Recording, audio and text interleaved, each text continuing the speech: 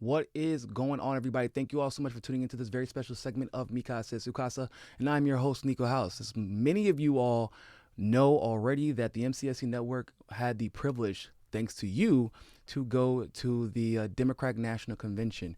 Now, well, we encountered a lot of stuff, a lot of different things, from corruption within the Democratic Party, the California Democratic Party specifically, to some surprising disappointments with some candidates who thought they had at least part of the election in the bag.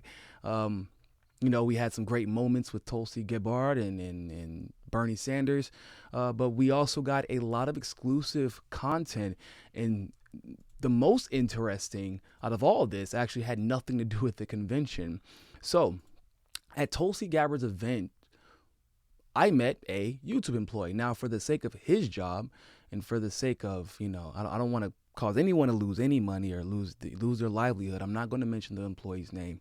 However, he was very deliberate and made sure to tell me that whatever we think might be happening as far as independent journalists being targeted on YouTube, independent journalists being suppressed, independent journalists being demonetized, it is not a thought, it is not a fantasy, it is not any type of paranoia, it is reality.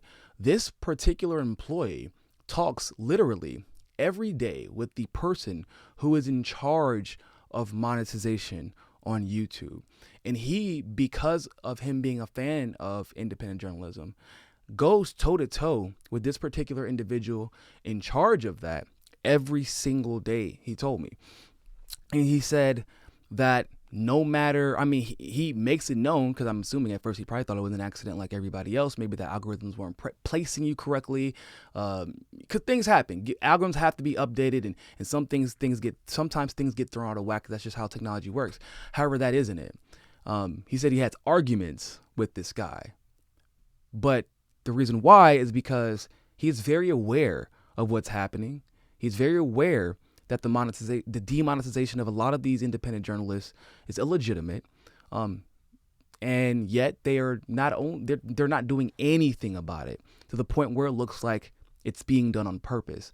And the employee, says it's because independent journalists are cutting into a large portion of the revenue that the mainstream was once getting. Now, this probably would look like this. So you already know that CNN has their channels, TYT has their channels, independent media. We all have our individual channels. The videos that you obviously would see first, the ones that would be suggested to you, or the ones that would pop up in a browser, tend to be the ones who garner the largest views, especially that garner the largest views when they get posted. Those are the ones you're going to tend to see first.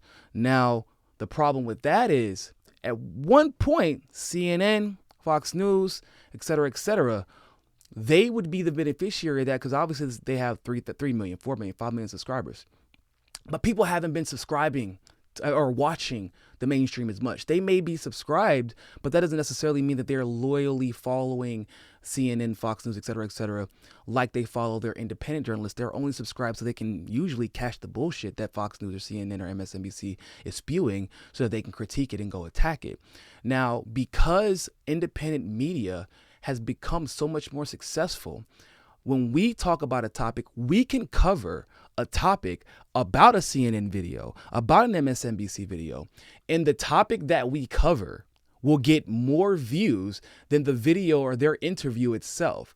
Now, what does that mean? It means that we're going to be the suggested video rather than the CNN or MSNBC interview. We're going to be the because of whatever topic it is. Like, for example, everybody knows that the Kamala Harris videos that I put out ended up going super viral. We have 155,000 is, I believe, the most viral Kamala Harris video I have. I have another one with 85,000. So when people were looking up Kamala Harris videos at first, they weren't actually getting videos of Kamala and all the great things she was doing. The first thing they were seeing were my videos. Well, that cuts in to the potential revenue, because at this point, people don't feel the need to go get the story from CNN, to go get the story from Fox News, et cetera, et cetera.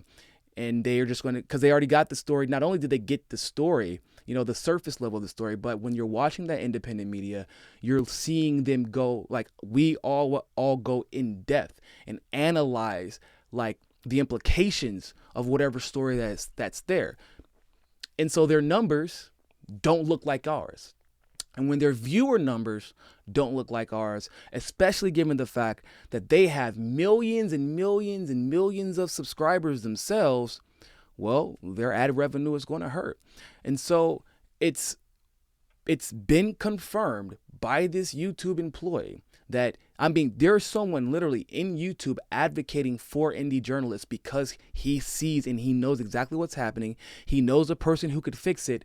And he confirmed to me they are going out of their way to not address it. They're making sure not to address it. This is he stressed over and over. Daily, I have this argument with him. Daily. And so I want to thank this particular employee because it takes a lot of balls to do something like that. And I think that we need more people like this who are, I've never shamed anybody for having a job to feed their family. I don't necessarily approve every job, but when you're trying to do the best, like not every FBI employee is James Comey and Andrew McCabe, right? Some people are trying to make the best of what they have in the system that we're living in. And when in that system, we have whistleblowers, right? In the FBI, CIA, we have whistleblowers. In the tech community, we have people that stand up for us in a very similar fashion, coming to seek out indie journalists so that we can blow the whistle on things like this. And I believe that this is one of the most important revelations because anyone with 100,000 plus followers will tell you because they have people who are dedicated at YouTube to work with their channel.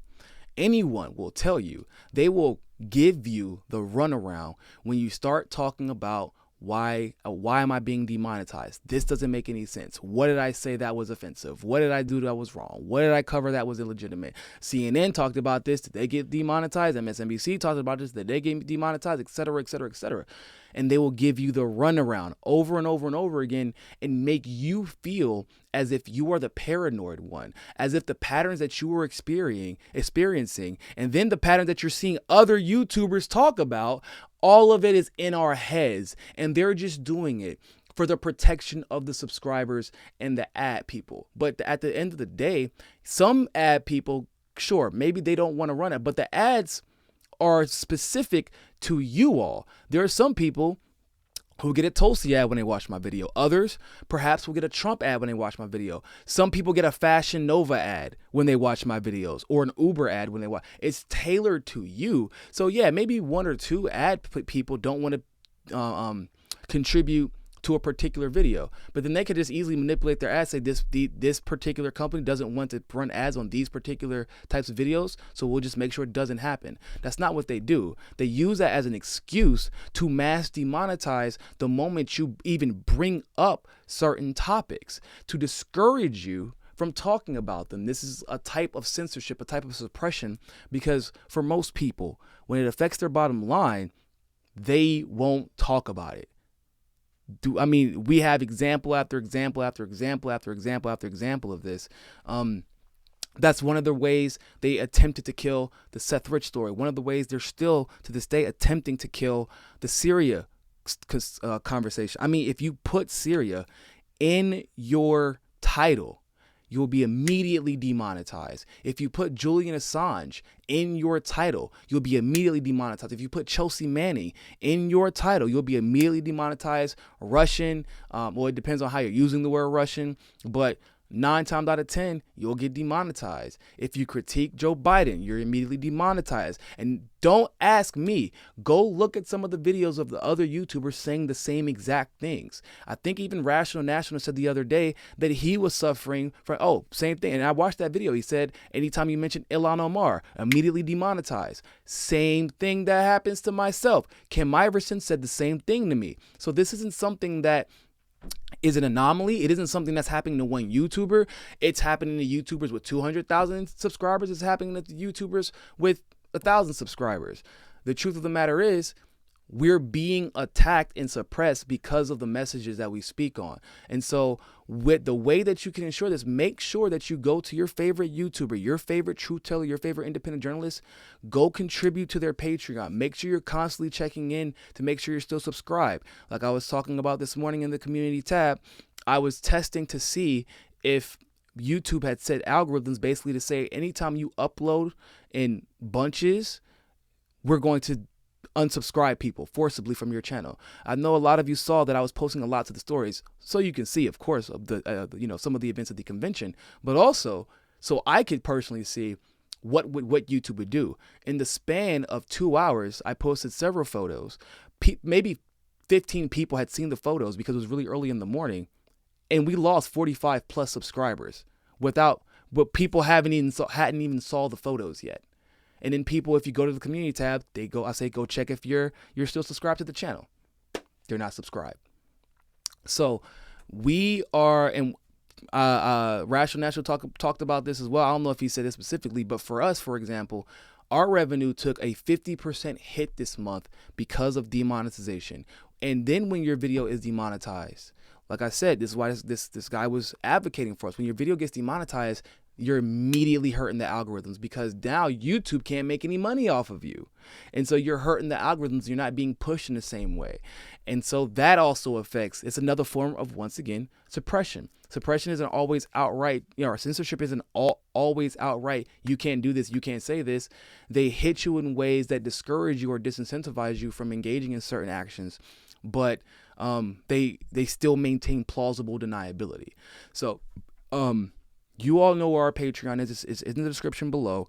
Obviously, this is a great opportunity to thank everyone who has donated and contributed to our Patreon, and people who have continued to. We're going to be experiencing this much more as the election ramps up, especially after the debates. Especially coming up to the Iowa caucus, when we have to start doing some exposés on some key figures at play. And we need to make sure that all of our independent journalists, the ones that you trust, are able to continue to do business, like we were able to go to the convention. That was because of y'all. I'm here in LA with Fee and Pasta. We're going to be doing shows all day. That's because of y'all. We need to make sure that we're still keeping this progressive economy together and not allowing YouTube to dictate whether someone is able to push and show and reveal the truth to you all, just because they want to demonetize. We really have to show them that if they will not, if they will try to undercut us financially, just so we don't talk about the truth to you all, that we have to show them that people care so much about the truth that it doesn't matter. So they can do that, but it's only going to hurt their revenue, not the truth tellers and not those who seek the truth. So if you want to contribute to our Patreon, you can go to the link in the description below, or you can go to www.patreon.com/mikasa and you can become a patron for as little as $1. As you all know, if you contribute $5 or more, if you attach a message with your Patreon donation, with something that you want me to cover, I will cover it, obviously, and I will give you a shout out for you suggesting that topic. So with that being said, stick around. We'll be in here a lot today. We'll be live streaming a lot today. And we'll be covering various topics and various happenings from the Democratic National Convention. I mean, it's some big and breaking news. So with that being said, thank you all so much for tuning into this live stream segment of Mikasa Sukasa. And always remember, more than anything else, find your balance. Peace.